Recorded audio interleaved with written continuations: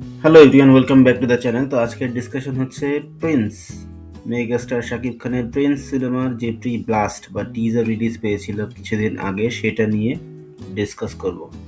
তো অলরেডি কিন্তু অনেকখানি আমরা দেখে ফেলেছি যে কে কি ভাবছে টিজারটি নিয়ে। অনেক জায়গাতেই যৌক্তিক সমালোচনা হচ্ছে এবং অনেক জায়গাতে আজে বাজে কথাবার্তা ছড়াচ্ছে, কিন্তু আমরা এখানে জাস্টিফাইড লজিক্যাল কথাবার্তা বলবো যে কোথায় কোথায় গ্যাপ ছিল, কোথায় কোথায় ভালো ছিল এবং কোথায় আরো ইমপ্রুভ করা যেত। তো টিজারটি কিন্তু অনেক বড় পরিসরের একটি টিজার, সিনেমাতে যা দেখাবে তার অনেক হাইলাইটেড অংশই কিন্তু আমরা টিজারে দেখে ফেলেছি। খুবই ভালো বিষয় ছিল হচ্ছে শাকিব খান অ্যাজ ইউজুয়াল তিনি তার বেস্ট দেয়ারই চেষ্টা করেছেন। ভিলেনকে এখানে খুব ভালো লেগেছে। নায়িকাদের আমরা খুবই অল্প সময় দেখেছি, কিন্তু বোঝা যায় যে সিনেমাটার স্কেল অনেক বড়, অনেক সিনেমার চেয়েই বড়, এবং খুবই পয়সা খরচ করে সিনেমাটা তৈরি করা হয়েছে। তো খুব বেশি খরচ করাতে যে প্রবলেমটা তৈরি হয়েছে পরিচালকের মনে, যেহেতু তিনি টিজারটা খুব দ্রুত তৈরি করেছেন, যত ভালো ভালো বিষয় তার সিনেমাতে আছে সব কিছুই তিনি ক্যাপচার করার চেষ্টা করছেন 1.5 মিনিটের একটি টিজারে, যেটা কিনা এই টিজারটিকে একটি বড় টিজার বানিয়ে ফেলেছে। বলছে টিজার, কিন্তু আসলে এটা একটা ট্রেলারই হয়ে গেছে। সো শাকিব খান এবং অন্যান্য যে স্টার কাস্ট এখানে আছে সেটাই এই টিজারের সবচেয়ে পজিটিভ দিক। আর ইমপ্রুভমেন্ট অপরচুনিটির কথা যদি বলি, খুব বড়, খুব বেশি আসলে আমরা দেখে ফেলেছি এই টিজারে, যেটা দর্শক হিসেবে হজম করা ডিফিকাল্ট। আর এই টিজারটা ছিল ছন্নছাড়া টাইপের, কোনো স্পেসিফিক সিকোয়েন্স নেই। এই টিজারে কোনো গল্প বলছে না, এই টিজার কোনো কৌতূহল তৈরি করছে না, শুধু র্যান্ডমলি একটার পর একটা সিন আমরা এখানে দেখতে পাচ্ছি। অ্যাকশন সিন, দুঃখের সিন, মারামারির সিন, খুনোখুনির সিন, চেজিং এর সিন, মানে কোনো কিছুই এখানে বাকি নেই, but without any sequence. Shakib খানের যে বার তিনি সেট করেছেন তুফান, তাণ্ডব, তারপর বরবাদ সিনেমার মাধ্যমে, সেইখানে তার টিজারও কিন্তু দর্শকদের জন্য একটা ট্রিট হিসেবে আসে। তো সেই হিসেবে চিন্তা করলে নিজের সাথে তার নিজের যে কম্পিটিশন, সেখানেই তিনি পরাজিত হয়েছেন।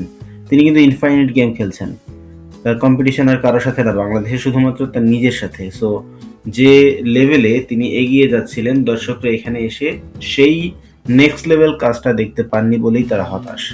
এই ধরনের টিজার কিন্তু অনেক আগেই শাকিব খান তার বিভিন্ন সিনেমাতে আমাদেরকে দেখিয়েছে, যেটা এই জায়গাতে আমরা নেক্সট লেভেলটা পাইনি বলেই আমরা কিন্তু হতাশা দেখতে পাচ্ছি, এবং সেই হতাশাটাই আমরা সামাজিক যোগাযোগ মাধ্যমে ছড়িয়ে পড়তে দেখেছি। সো এটা একটা vital point for this teaser. Shakib Khan ছাড়া অন্যান্য যেসব অ্যাক্টর অ্যাক্ট্রেস এখানে আছেন, স্পেশালি তার নায়িকারা, কোনো ধরনের গুরুত্বই পাননি। তার এখানে তাদের চরিত্রটা কি ধরনের, এখানে কি ইম্প্যাক্ট আমরা দেখতে পাবো, সেই বিষয়ে কোনো ইনফরমেশনই নেই, যেটা একটা ইমব্যালেন্স তৈরি করছে, যে কারণে কিন্তু টিজারটাকে আরো বেশি একঘেয়ে মনে হয়েছে।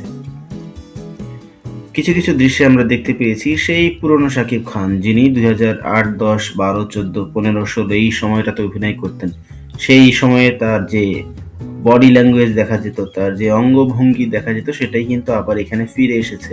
এটাও মানুষের মধ্যে একটু বিরক্তি তৈরি করেছে। সিজিআই এর কাজগুলো ছিল খুবই সাধারণ মানের, যেটা মানুষ পছন্দ করেনি, যেটা দেখেই বোঝা যায় যে এইরকম এই লেভেলের কাজ এত হাই বাজেটের একটা মুভিতে কোনোভাবেই মানুষ একসেপ্ট করতে পারেনি।